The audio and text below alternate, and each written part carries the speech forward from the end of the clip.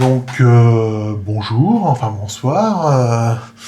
Donc une nouvelle vidéo. Je suis pas mal énervé aujourd'hui, mais bon, je vais vous expliquer pourquoi. Je vais vous expliquer comment fonctionne mon cerveau, quoi. Voilà, c'est important. Donc petit résumé des événements précédents. Donc j'ai commencé un test de diagnostic de l'autisme auprès du centre de ressources autisme de ma région. Alors, je change de lunettes, il faut que je regarde de près, quoi, voilà. Je suis jusqu'à présent diagnostiqué schizophrène. Et donc, j'ai eu mon premier rendez-vous, j'ai eu un rendez-vous avec un psychiatre fin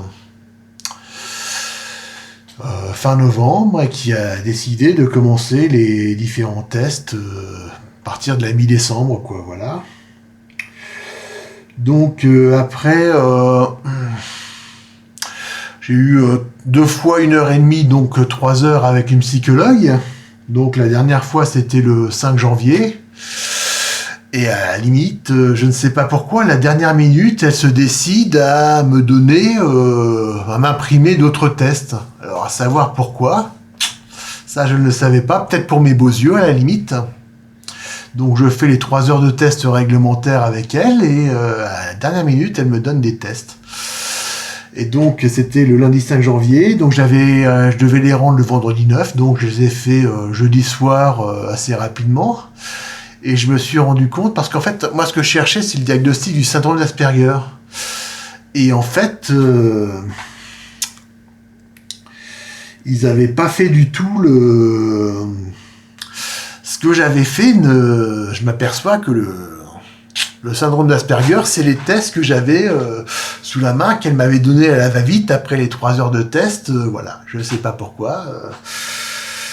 Donc vendredi 9 janvier, je vois voilà, pour un nouveau test avec un, je crois, psychomotricien, je sais pas si ça se dit, ouais, ça doit être ça. Et donc je me rends compte qu'il y a quelque chose qui va pas et qu'on est en train de frôler le faux diagnostic, quoi. Donc je demande à ma sœur, qui est médecin, je l'appelle vendredi après-midi, voilà. Donc je t'appelle en urgence, contacte en urgence mon psychiatre avant 16h30, voilà, pour donner des informations que je juge cruciales, parce que là aussi on touche le faux diagnostic sans problème, quoi.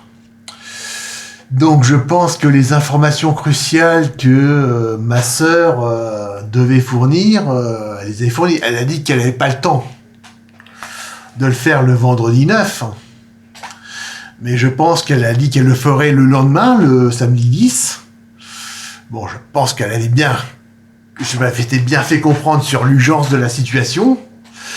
Et donc, le lundi, elle me téléphone, lundi soir, voilà, elle me dit, oui, voilà, j'ai envoyé le mail à ton psychiatre. Donc, voilà. Et elle m'a répondu et j'ai rendez-vous... elle m'a dit, aujourd'hui, c'est qu'on est combien? On est le 28 janvier, au téléphone. Donc le 28 janvier, oui, mais bon, le 28 janvier, c'est après les tests. Bon, bah, alors voilà, ce que je déduis de ce que m'a dit ma sœur, elle a compris l'urgence de la situation. Elle a envoyé le mail avec les informations que je lui demandais de donner en urgence au psychiatre chargé du diagnostic de l'autisme. Et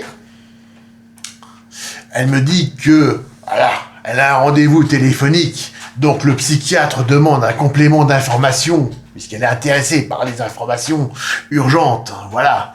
Parce que c'est pas la première fois, quoi, c'est... Déjà, il y a 20 ans, j'ai eu une hernie discale, pareil, faux diagnostic, voilà, ils ont attendu que je sois paralysé complètement avant de me soigner, pour la même raison. Schizophrénie, il y a aussi, il y a aussi presque... Maintenant, il y a 20 ans, oui, faux diagnostic, enfin, bon, je ne sais pas, mais bon, faux diagnostic à mon avis. Et ils ont attendu, voilà. Donc je me dis, il y a urgence, donne ces informations en urgence à mon médecin. Donc je pense, je dis, oui, j'ai envoyé le mail, donc je pense, elle a envoyé le mail le lundi, ça devait être le 12, donc mon psychiatre a eu les informations cruciales le 12,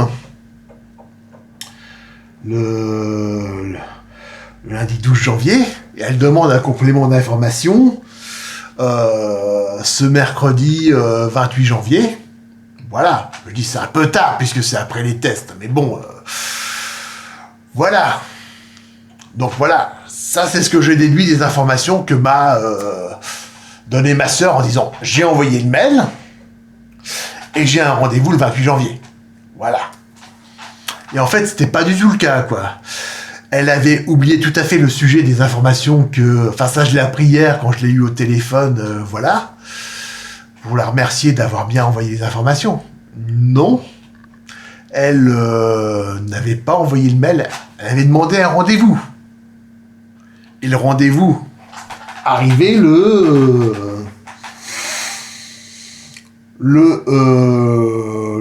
comment ça s'appelle ?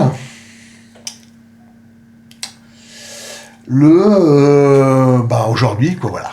Donc, trop tard pour après les tests, quoi, voilà, etc. Donc, heureusement que j'avais cru que ma sœur avait envoyé les informations. J'ai pu parler des informations que je croyais qui avaient été envoyées aux différentes personnes que j'ai croisées. Mais bon, voilà. On m'informe que le mail a été envoyé. Donc, on m'informe qu'on a suivi mes instructions précises en urgence que je demandais de fournir. Parce que c'est pas la première fois les faux diagnostics. J'ai eu pareil, j'ai pas été soigné pour mon hernie discale, il a fallu attendre que je sois complètement paralysé et même j'ai passé une semaine sur un lit d'hôpital aux urgences en me demandant si je voulais voir. On m'a demandé si je pouvais bouger. J'ai dit non. Et est-ce que vous voulez pas voir un psychologue ? Non, je veux pas voir de psychologue. Je veux qu'on me soigne mon hernie discale. Enfin, je ne savais pas que c'était une hernie. J'ai dit que j'ai mal au dos et je voulais je voulais arrêter d'avoir mal, quoi. Voilà. Bon. Pas la première fois, ça fait tout le temps, quoi. Voilà. Cause d'informations que non pas les médecins et que ma sœur devait fournir en urgence, voilà. Mais je crois que l'information est passée là, mais bon. Donc moi, quand je donne des informations et qu'en retour on me dit « Oui, j'ai envoyé le mail, je crois. » Légitimement qu'on a envoyé le mail, me demandant d'envoyer les informations en urgence. Voilà, je suis persuadé que ça a été fait. Ça, c'est comme ça que fonctionne mon cerveau, quoi. Voilà, c'est le titre de la vidéo, constate comme ça que fonctionne mon cerveau. Mais bon... on ne suit jamais mes instructions, quoi. Je donne des instructions simples, claires, et on le fait pas. Putain, je le fais pas sans but, quoi. Voilà, merde. Ah sinon j'ai eu rendez-vous ce matin avec mon autre psychiatre, donc voilà, intéressant. C'était gentil, il était gentil puisque il présentait bien, j'étais avec ma mère, mais bon... il a tout fait, je lui ai demandé gentiment une prescription pour mon foie parce que ça fait 2 semaines que j'ai la chiasse et j'aimerais bien savoir quel est l'état de mon foie. Je lui disais que voilà, avant de prescrire des médicaments, il faut mieux savoir dans quel état est mon foie puisque j'ai la chiasse depuis 2 semaines. Donc il m'a fait une ordonnance, bien voilà, j'ai l'ordonnance, c'est bon, c'est gentil, voilà. Alors lui... est d'avis que en fait, si le traitement marche pas, puisque je me sens toujours harcelé, c'est que en fait la dose de médicament n'est pas assez importante et qu'il faudrait mettre une dose très importante sur un temps très long, quoi. Donc voilà. Et ma mère est d'avis avec lui, oui, je suis beaucoup plus gentil quand je prends mon traitement. Voilà. Je suis d'accord, je suis beaucoup plus calme, ça, il n'y a pas de problème. Mais bon, le traitement n'est pas là pour ça, mais merci beaucoup, monsieur... Enfin, je dis pas son nom, mais bon... Pour une fois, j'ai eu ce que je me demandais, quoi. C'était très...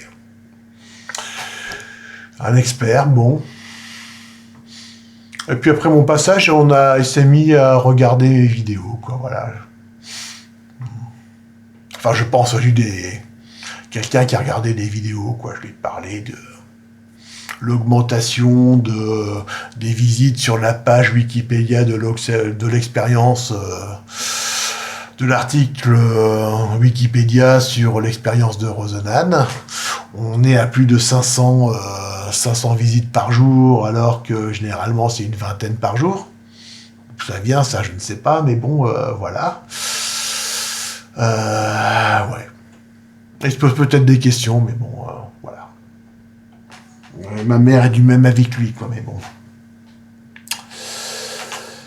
Voilà, sinon mon mal de dos est revenu, donc pour me déplacer, première fois je m'étais acheté un déambulateur, première fois que je le sors, pas très efficace puisque j'ai aussi mal au dos, c'était pour m'asseoir le déambulateur, voilà, parce que j'ai pas de problème pour me tenir debout, le truc c'est que je peux pas me tenir debout longtemps, quoi, il faut que je m'assoie, et donc pareil, hyper mal au dos, et quand je m'assois dessus, hyper mal au dos aussi, donc... J'avais pris 2 cachets de morphine, je crois que c'était à 10 heures, enfin, maximum à 10 heures. Pas efficace quand je suis rentré chez moi, midi 20, voilà. Et bizarrement, vers 15h et 16h, plus de douleur. Est-ce que c'est la morphine? Parce que ça, l'absence de douleur, ça a duré jusqu'à après 17 heures, quoi. Parce que normalement, donc j'ai pris les cachets, ça dure que 4 heures, la morphine. Enfin, le type de morphine que je prends, ça dure que 4 heures. Donc on a pris à 4 heures, disons que j'en ai pris 2, donc ça doit peut-être aller jusqu'à 5 heures, donc de 10 heures à 15 heures, mais efficace à 17 heures, plus aucune douleur. Bizarrement. Comme si on m'avait, enfin je sais pas, donné des anti-inflammatoires. Ce qui impliquerait la chiasse, parce que le foie supporte plus, quoi, voilà, les médicaments, ou etc. Et en fait, plus de douleur, et j'ai été jusqu'à me pincer, voilà, là, comme ça, je sentais pas la douleur. Bon, c'est vrai que je ne sens pas non plus beaucoup. J'étais à mordre fort pour sentir la douleur. J'ai même testé la brûlure. Bon, je me suis brûlé quelques poils, mais ça brûlait quand même, voilà. Donc j'ai senti la douleur de la flamme. Mais à part ça, pas de douleur. Mais sinon, des sensations neurologiques dans les 2 mains. Grosse sensation neurologique. Que j'ai depuis quelques mois, mais rien à voir avec le Diamox que je prends, donc je pense que c'est des gaz, genre, à la limite. Alors il paraît que le protoxyde d'azote, c'est un anesthésiant. Alors qu'est-ce qui se passerait si on mettait des bonbonnes de protoxyde d'azote, voilà, à travers... dans la pièce, quoi. Est-ce que c'est anesthésiant? Est-ce qu'il y aurait des sensations neurologiques? Ou voilà. Parce qu'il y a des courants d'air froid qui viennent pas de l'extérieur et qui voilà, me gèlent les pieds. Alors le protoxyde d'azote, ça coûte hyper cher d'après ce que j'ai compris. Mais waouh, ça doit coûter. Est-ce que c'est ça qui pourrait enlever la douleur et faire que j'ai des sensations neurologiques dans les doigts? Là, c'était les 2 mains. Généralement, c'est que la main gauche jusque la main. Mais là, c'était les 2 bras. C'était hyper fort, quoi. Et plus de douleur. Voilà. Alors que j'avais pris 2 cachets de morphine à 10 heures et qui étaient plus censés être efficaces au-delà de 4 heures. Et qui auraient été, enfin, plus de douleur à partir de, entre 13 heures et 17h30, quoi. Mais la morphine n'a pas été efficace. Alors c'est peut-être que mon foie n'élimine plus, mais je sais pas d'où ça vient, quoi, voilà. Plus de douleur. Bizarrement. Et des sensations neurologiques dans les 2 mains. Voilà. Bon.